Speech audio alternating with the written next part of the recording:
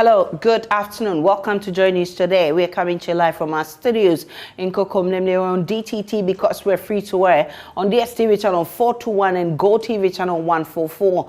We are your home of independent, fearless, and credible journalism. Coming up this afternoon, 2 people killed and 5 others injured, including a military officer in the latest chieftaincy dispute at Wenchike in the Chiropone district. We have details for you shortly.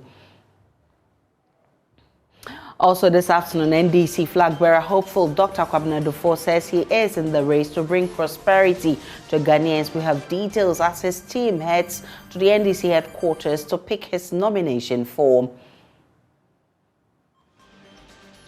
Plus, this afternoon, we are breaching our party's constitution. NPP MP fires as he says the delay in setting a date for the party's internal elections is completely making mockery of their constitution. We have details as he says the NPP caucus in Parliament want their presidential and parliamentary primaries to be held concurrently.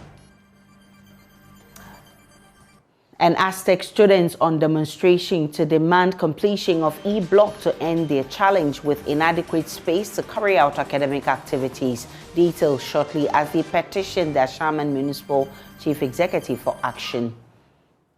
We'll also bring you a Nigerian Senate candidate who was shot dead and body burned. We're live in Nigeria for details of that incident as the country goes to polls in 2 days. All of these plus sports, business, world news and showbiz coming up shortly. My name is Aisha Ibrahim. We're also live on Facebook, YouTube, Instagram and Twitter at JoyNews on TV. My personal handle is at Danana Aisha. Please stay for details.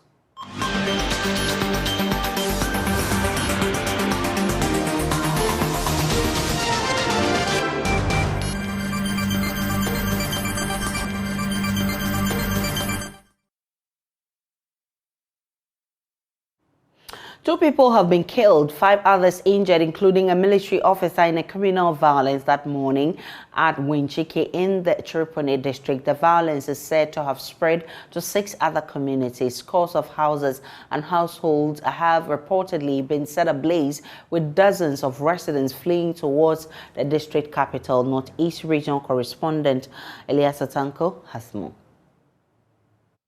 Well, the report we are receiving from the Wenchike community is that there's an outbreak of communal violence in the community, which, as we speak, is fast spreading. We understand 6 more other communities have joined in this particular violence. It started in Wenchike, which is about a few kilometers from the Chiropone district capital, where we understand the chief there this morning and skinned a sub-chief in that particular area. And we already know that the Wenchike chief, there have been a chieftaincy dispute in the Wenchike community itself. Last year, if you remember, after the enskinment of the chief of the community in Yendi, military officers had to escort the chief and his sympathizers back to the community. And since then, there have been tensions among these feuding royal families in that particular community. And as we understand it this morning, that particular tension spiraled out of control. And we are now learning of multiple deaths and multiple injuries, including a military officer there. So we have been able to confirm that 2 persons are currently dead at the Chiropone hospital, where 5 or 4 more people are also currently receiving treatment. If a military man is part of those who have passed on, do we take it that the military has already have presence in that community, or were they sent there to try and ensure peace prevails? That's how come this military person lost his life? Well, since the tension last year, there have been military stationed in the Chiropone area, and as you know, the Wenchike community is just a handshaking distance from Chiropone. So we guess that this particular military rush from the Chiropone community to that particular area. And it is a similar incident have been happening anytime there's a conflict in that area. Sometimes the military are fired at or they are shot at and they had to exchange fire. So although we do not know in this particular instance what have caused the injuries of the military, but we still know that there's still some violence happening in that particular area as we speak. We can now get on the phone and speak with the resident Kwabena Dofo for the area for more. Kwabena, what's the current situation at Chirpone following this incident? It's in Wenchiki in the Chirpone district. Currently, the place is very calm.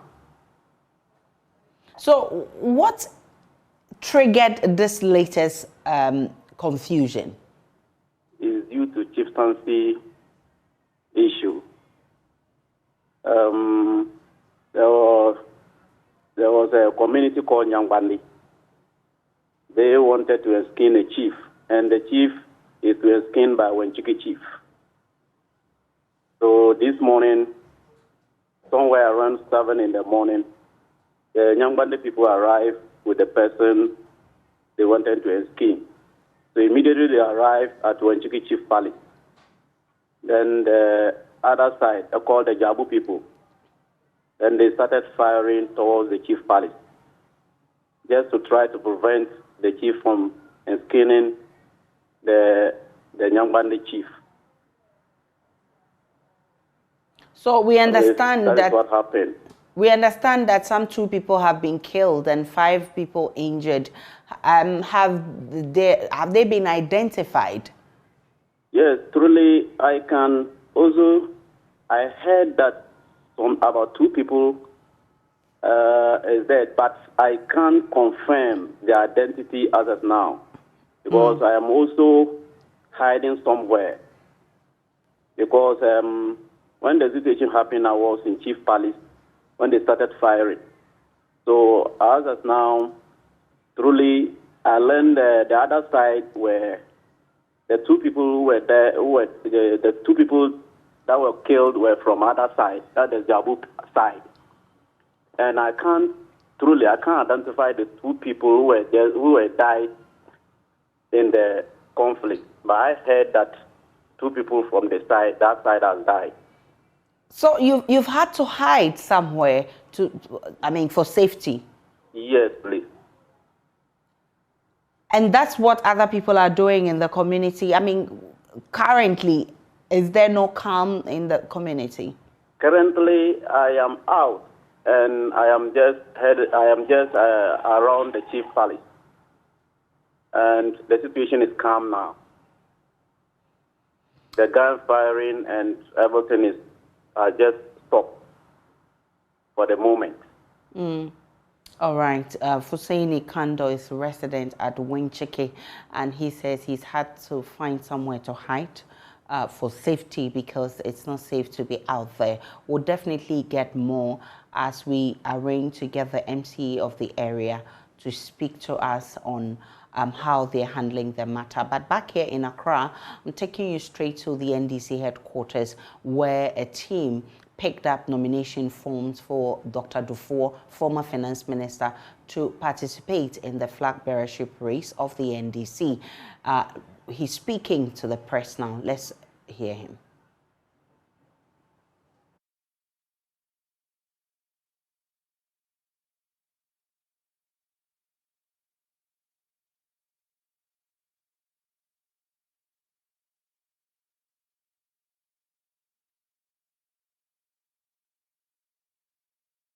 His team picked the form for him, and they said that Dr. Dofo is the man to do the job. They enumerated a lot of activities that he engaged in whilst finance minister. They said he has a good track record as finance minister, and that gives him the impetus to actually lead the party come 2024. They cited the economic hardships the country is currently facing, and they say Dr. Dofo has all it takes to resolve that problem. And yes, we can also hear the Ashanti Regional Women's Organizer, Gloria Jose, who led the team of the constituency women's organizers to pick the nomination forms for him this morning. They say his Ahunto project has been beneficial to them, a reason they are throwing their full support behind his candidature. Not only that, he also has a proven record of good leadership during his tenure as finance minister. They're calling on the grassroots to join the campaign of Dr. Kwabena Dofo to make the flag bearership to make him the flag bearer of the NDC. My colleague Samuel Mbura was at the NDC headquarters this morning and sent in this report. It's actually a charged atmosphere. Some of the supporters singing songs indicating their massive support for Dr. Kwabena Dofo. So the team, I'm talking about the elections committee, is already set at the conference room waiting for the team to arrive so that they will submit their check and then they will give them the receipt and the nomination forms. So what did you bring us? Thank you very much. Please see us. Let my people look at it. Auditor check. Yes.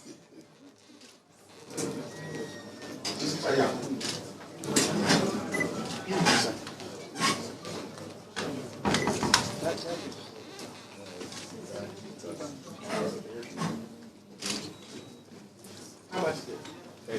10,000.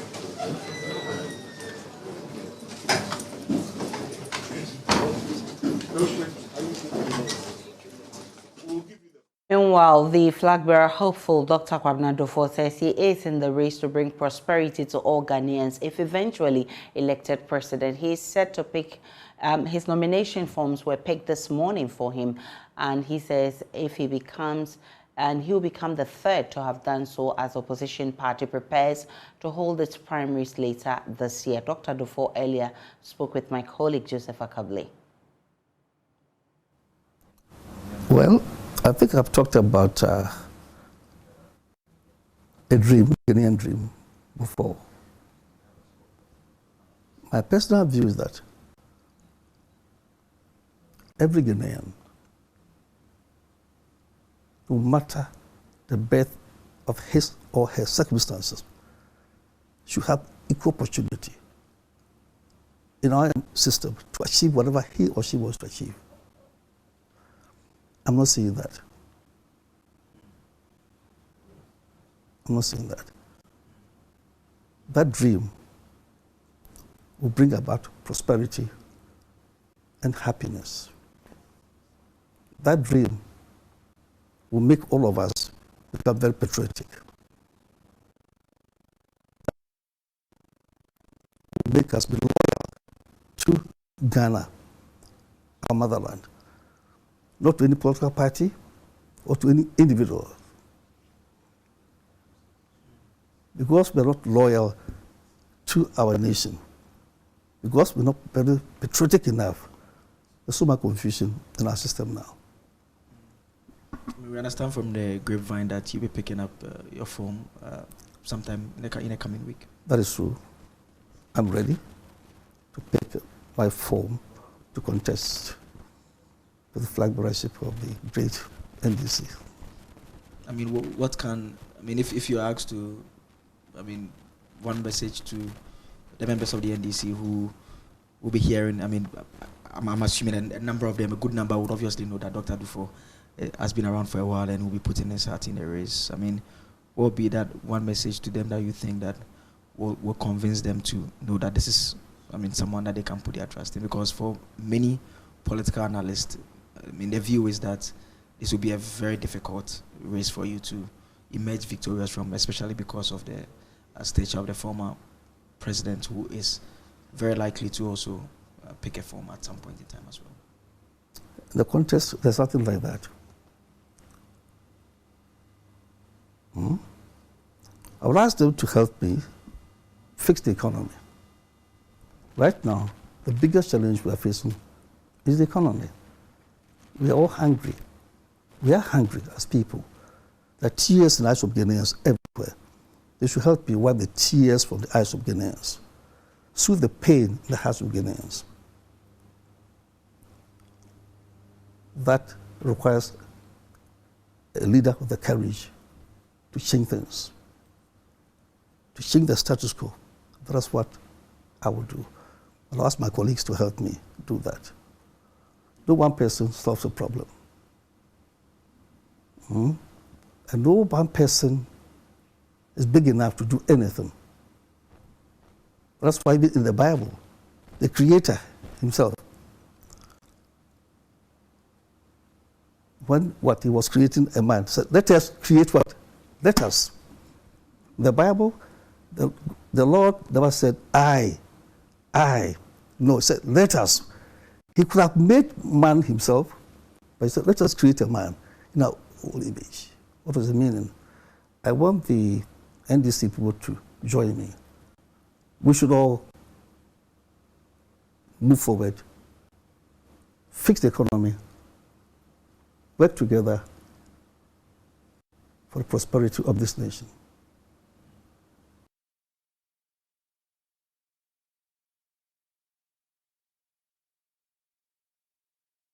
We'll go back to the NDC headquarters and listen to the flag bearer hopeful Dr. Kwabena Dofo. Right now, we're still sticking with the NDC because a youth group within the NDC, calling itself the Youth for Jassel 2024, is urging members of the party to retain the MP for Wa East constituency, Dr. Godfrey Jassel, as the party's candidate for the 2024 parliamentary elections. Convener of the group, Ashaiman, notes that the 2-year stint of the legislator has improved the lives of the people. The membership of the youth group for the 2024 run for more wards and branches of the National Democratic Congress NDC in the Wise constituency first engaged in a cleanup exercise in the Mango community amid bad music. They later converged at the Mango Traditional Council, where they were addressed by the leadership of the group.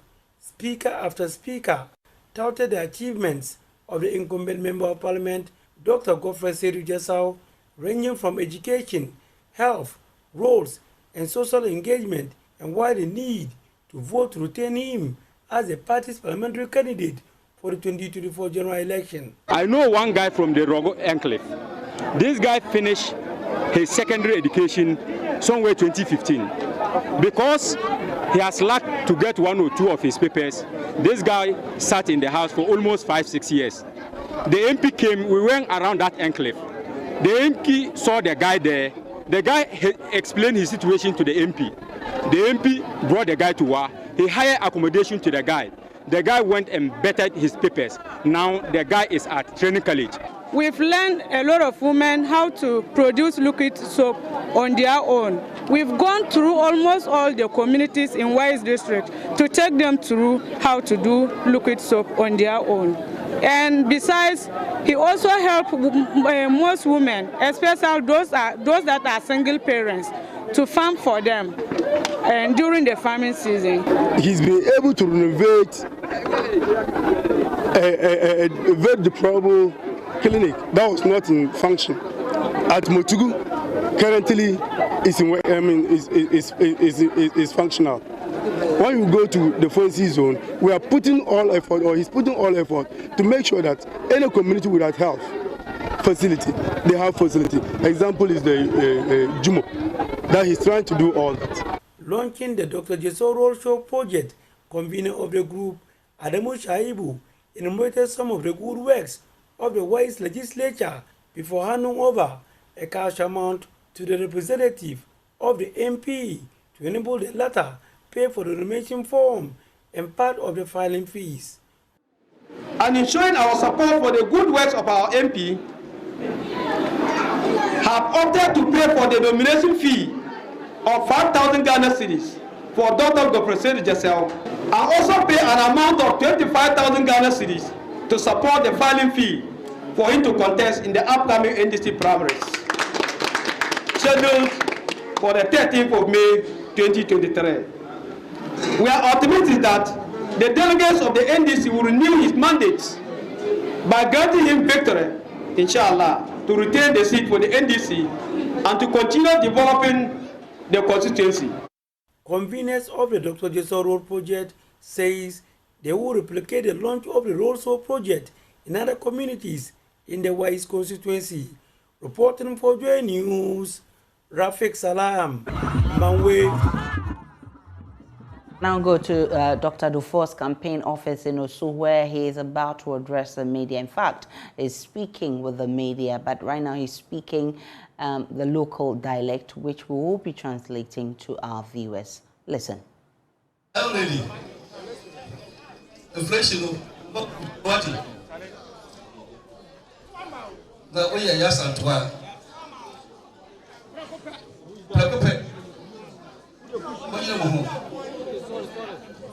Na ya part no ba amasabi emiso moliso grassroots party enye agrage for party o yan na pedigree da bio ye degree asomo ye papa ma go school on e koko ma Ghana ye Ghana everything money party o and in fact, it might be I'm talking about a piece of a baby. And constituency executives, practice executives. What are you home? Yeah, yes, I will feel the put the also now scooping and right. And you about home. And you're back of to see now. But you're back millionaires, Baba home. Now, took a few clothes over Baba, and my side that.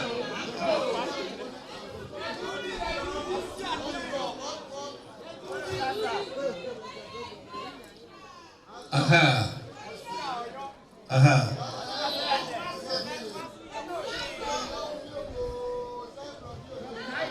Another so,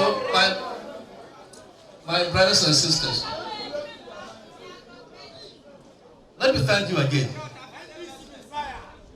for having traveled from near and far to be here and to collect the. You heard the Dr. Dofo speaking with his supporters who were there to support him with the picking of his nominations. He said that inflation has skyrocketed, and when his government comes to power, he'll be doing more to deal with the situation. He says he's the man to do the job, and so he's asking for support from the NDC to lead the party. Let's go to the NPP, because the New Patriotic Party MP for Subin constituency, Eugene Boachi Entry, says the unnecessary delay that has characterized the party setting a date for presidential and parliamentary primaries is breaching their constitution. NPP's national leadership have been unable to agree on a date after several meetings with deep internal disagreements. The MP says the party's inaction is making the constitution look like a worthless piece of paper. Constitution has set clear timelines for both presidential and parliamentary primaries. So it's up to the National Executive as well as the National Executive Committee, that's NEC, and National Council, to apply same. I wasn't at those meetings, but the newly elected executives of course have a role to play in ensuring that we are not seen to be violating the provisions of our own constitution. That's very paramount, because we claim to be, or we are known to be, a party of rule of law, private property owning democracy, name it. So we have high standards in terms of our democratic credentials. And I was a firm believer that if care is not taken, it will be the first time since 1992 that we'll be seen to be violating the provisions of our own constitution. And this message must be sent out to the national executives and the leadership of the party to take heed that we are in the process of violating the party's constitution. So if care is not taken and those provisions are violated, then really we have then basically run roughshod over our own constitution, the constitution that guides the operations and activities of the party, will be seen as, a waste of paper, basically.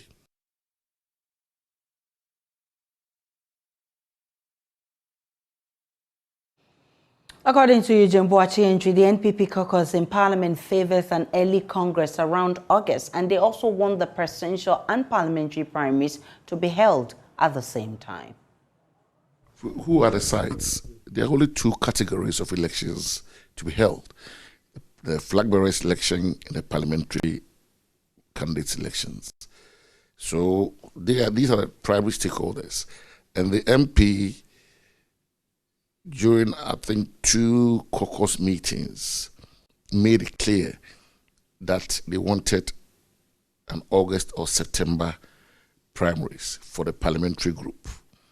We are also the view that taking cognizance of the fact that the economic quagmire in which we find ourselves with these IMF interventions and what have you, we should consolidate those 2 elections into one and hold it one day.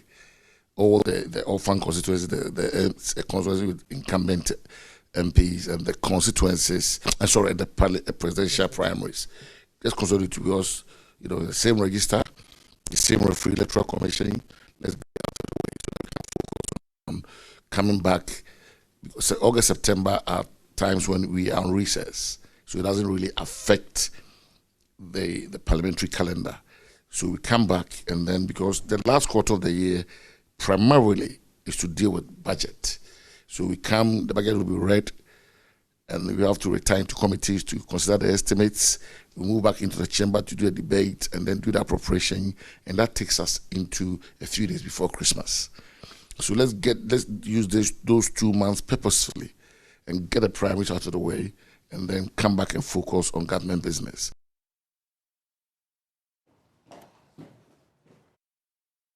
Scores of irate students of the Ashaiman Technical Vocational Institute are demanding immediate completion of an abandoned E-block project. The students in their uniforms and red bands said who picketed and presented a petition to the municipal chief executive said they seek answers over the delayed project. They say completing the project will enhance academics after occupying temporal structures since 2018. Tema correspondent Kwabena Dofo has more. Prior to the current location of Ashaiman Technical Vocational Institute, government did not have any technical school in the area. This meant that students, after their basic education, had to receive training at Don Bosco Technical Institute through a special arrangement between government and the institute. However, in 2018, the arrangement between the two ended, with government taking steps to run a technical school. Ashtec at the time was handed some structures of the cluster of schools at Lebanon Tree Block to accommodate students were to be relocated to the E-block at Community 22. After years of no completion in sight and other challenges, the students stormed Ashaiman Municipal Assembly. They have been sharing some challenges facing their school. Place factor is not very big, so even without the installation, 1B, the catering and hospitality, they are all under the tent at the back of the school, but the noise even, and we are also mixed with a junior high school, with a primary school and a Montessori school. So the noise is even distracting. The noise distracts lesson a lot. A class like installation, PC, building and construction, auto, fashion, catering, they don't have classrooms, and because of that, they learn under the shade. But I am in fashion too, in our department. We don't have a table for practicals. If you have practicals, we have to go out and wait, or we have to place our brown papers on the floor before drafting and all this. And other department, business like this, they are learning in the canteen. In my department, we have three courses running at the same time. We have the business ICT, business secretariat, and then business accounting. And looking at all these 3 courses, we have only 1 classroom. When it is time for our electives, then that means some need to go out. After more than an hour of meeting the student leadership, the parties decided to have the petition presented in the presence of all the students. Girls Prefect of Hashtag, Sani Mariam, presented their petition to the Education Director, who then handed it over to the Municipal Planner to receive it on behalf of the Municipal Chief Executive, Albert Ochre. Education Director Clifford Henekubudu assured the students that the Directorate will work around the clock to ensure their demands are met. The fact that they saw they have a need and then they didn't resort to violence, but then they took the democratic course of marching all the way from their schools to come and make a presentation of their petition to the Municipal Chief Executive through me. Now, the summation of the whole thing is that the school, I came here about 1 year ago, and I came to see a beautiful edifice in the form of a E block being built. Now, in the 1 year, I haven't seen anything added to whatever I came to meet. It's such a beautiful edifice which, when worked upon, will help the situation of our children. Now, you won't believe that as a technical school of their stature, they have now had to run shifts, which is not good at all for any senior high school, any technical school in the country at this point to do. We have had assurances right in their presence. We had a call where we were assured that everything has been completed for the project to be visited in about a month's time. The students are hopeful authorities will act this time around. Kwame Yankesh report for Joy News. We're still live on Joy News today, coming to you from our studios in Kokomlimle. Still to come in world news, Nigerian Senate candidate shot dead and body bent. The incident happened 2 days before the country goes to the polls. We'll bring you more shortly after this break.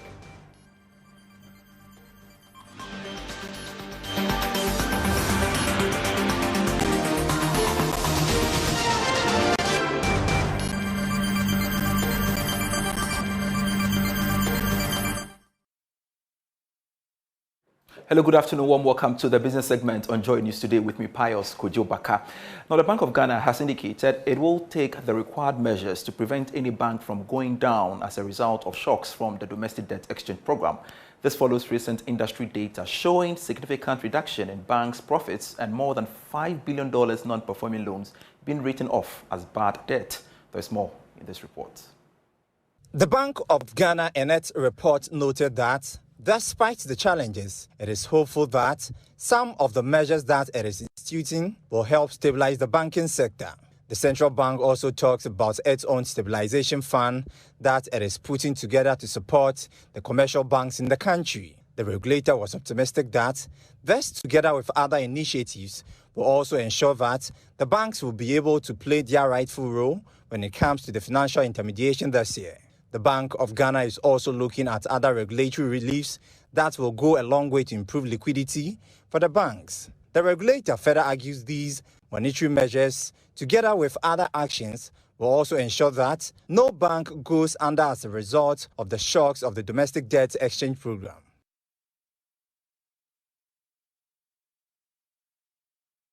Now, heavy-duty vehicle trading company Zonda Technology Ghana Limited is expanding opportunities for employment in the Ashanti region with the opening of a new branch at Sabin Ekrofo. Now, the move is expected to make the company's services available to key market players in the Obuasi municipality and its environs. There's more. The newly commissioned Zonda Sabin Akrofo facility comprises of a service center and a truck assembly unit. Zonda Technology aims at expanding its reach to customers across the Ashanti region to repair and assemble trucks. Speaking at the inauguration of the new facility, the Chief Executive Officer, Madam Yang, said the company aims to create job opportunities for Ghanaians aside from reaching the needs of their customers. Growing population of our customer base in the Ashanti region has ignited more passion in our heart to open another branch in this region. Zonda Tech is not just in the industry to sell to our customers, but also to create employment for Ghanaians. In this branch, 90% of our staff are Ghanaians because we feel that they will have more understanding of our customers. Branch manager Enoch Osaitutu says the company is willing to contribute positively to the automobile industry. He says the company will aid the community with their needs as part of their corporate social responsibilities. I am an indigene of this land, so being here and doing this is a service I take personally. It is also to tell the Ashanti region and the environment our commitment to bringing that which we know to do best to the region. On behalf of management and staff of Zonda Tech Ghana Limited, I solemnly pledge to the people of Ashanti region and beyond that we will not fail you. Francis Owusu Ansa, who represented the Ashanti Regional Minister, said the government is willing to push the private sector in promoting national development. He commended Zonda Tech for their services in the Ashanti region. The government will continue to provide appropriate incentives and supporting interventions to attract both foreign and local investments, not only in the automobile assembling and manufacturing sector in Ghana, but other critical areas of our economy. And the government has pledged its commitment to protect every investor that will draw a pact with Ghana. Representative of the Sabin Ekrofom Hini Nana Osei Kofi called on workers to exhibit professionalism in their line of duty. I once again call on all workers here to work assiduously and diligently to uplift this company and ensure that this company reaches the goals that it has set for itself. For JoyNews, Nana Boachi Dankwa reporting. And that'll be all for business for now. I am Pius Kojo Baka. Darokwa will be on at 1 p.m. with the marketplace.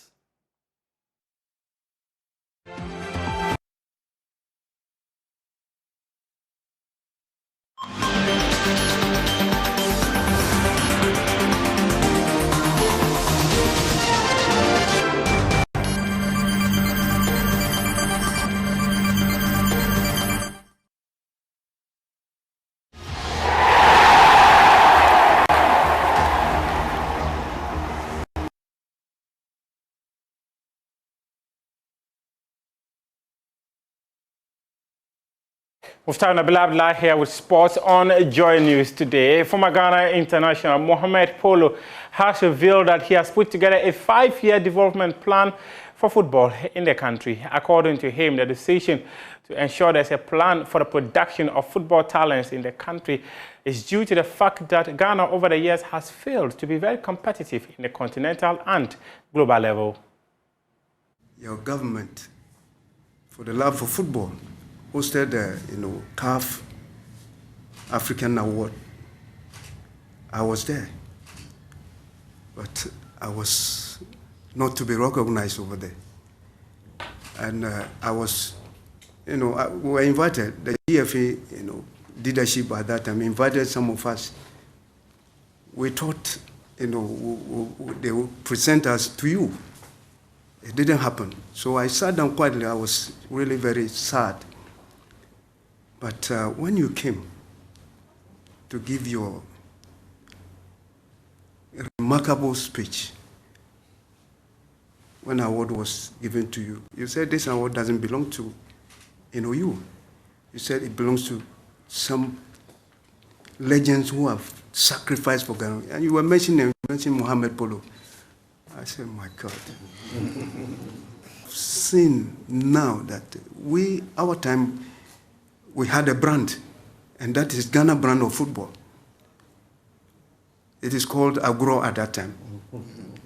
Unfortunately, it looks as if, things are, shifting because of the sort of, rush for outside, contracts.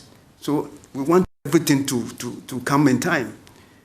So we don't give these, talented ones, the time to ripe. And it looks as if it's not helping us.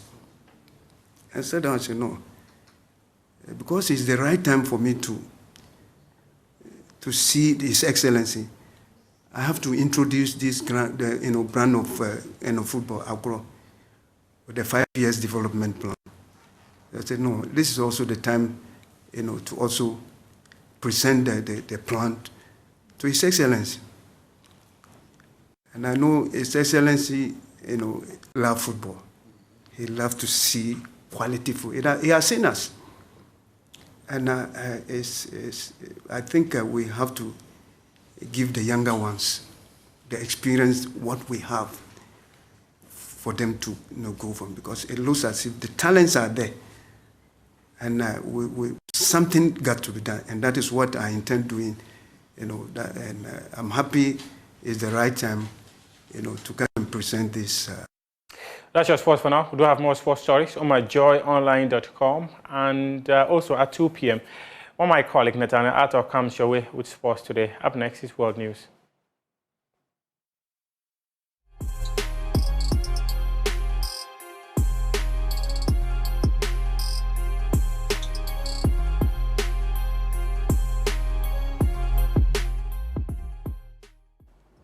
And it's now time for Showbiz right here with me, Noella Karen Iyali. And rapper Ashaiman Kwame is urging the government to build amphitheaters across the country. According to the rapper, there are no venues outside Accra, hence making it difficult to organize events outside the region. Should put up more theaters, amphitheaters, so that we can perform, especially outside Accra. When you go outside of Accra, it's very difficult to find a place to perform. If you want to do a show for 2,000 people, it must be at maybe a car park of a hotel, and if it rains, you have lost your money. So government should put, not too expensive amphitheaters that we'll be able to take such events to Kumasi, Accra, Takoradi, Ashaiman, Brekum, so that people in these areas will stay there and not want to come to Accra. So I think that is what should be done. But the need is more in places like Sunyani, Brekum, Ashaiman, Tamale, Samare Boy. Those are the places that these amphitheaters should be put up, so that we can spread our events to all those places. Then we will make a bit more money, we'll hire more people, people will be entertained, businesses will happen, the local sound, logistics guy will get employed, the restaurant guy, the cook, the DJ, the packer, police, the whole, chain of how an event comes to, will decentralize entertainment, and Ghana will develop. And finally, tributes keep pouring in for late football star Christian Achu. And the latest to share views are musicians Ms. V and Kwame Eugene.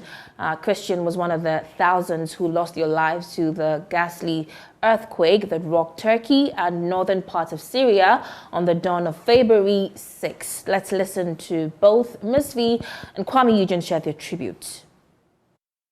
Oh, I was very sad. It's a really sad news, and I'm very sorry for his family. I can't imagine what they are going through right now. So my deepest condolences to his family. Yeah, and may his soul rest in peace. I mean, we're in it together, so to his family, I mean, may the Lord be with them. It's just sad. Right, and that'd be it for Showbiz, Aisha. You look lovely in red. I guess we're twinning with my lip and your dress. Thanks for bringing us Showbiz, Noella Karen Iyali. And that'll be it for the bulletin this afternoon. My name is Aisha Ibrahim. Many thanks for watching. Log on to myjoyonline.com. There's more of the news and updates of all the developing stories. Do enjoy the rest of our program.